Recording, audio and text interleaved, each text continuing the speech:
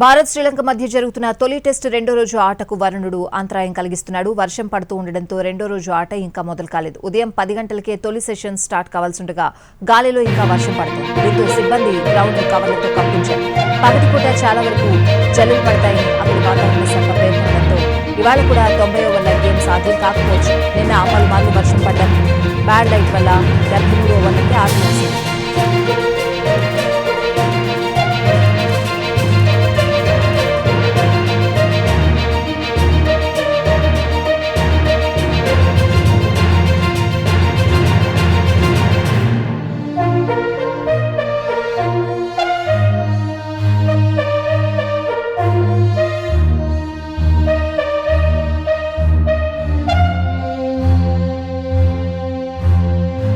భారత్ శ్రీలంక మధ్య జరుగుతున్న తొలి టెస్ట్ రెండో రోజు ఆటకు వరుణుడు అంతరాయం కలిగిస్తున్నాడు. వర్షం పడుతూ ఉండడంతో రెండో రోజు ఆట ఇంకా మొదలు కాలేదు. ఉదయం 10 గంటలకే తొలి సెషన్ స్టార్ట్ కావాల్సిండగా గాలిలో ఇంకా వర్షం పడుతోంది. దీంతో సిబ్బంది గ్రౌండ్ ను కవర్లతో కప్పించారు. పగటిపూట చాలా వరకు జల్లులు పడతాయని అక్కడి వాతావరణ శాఖ పేర్కొనడంతో ఇవాళ కూడా 90 ఓవర్ల గేమ్ సాధ్యం కాకపోవచ్చు.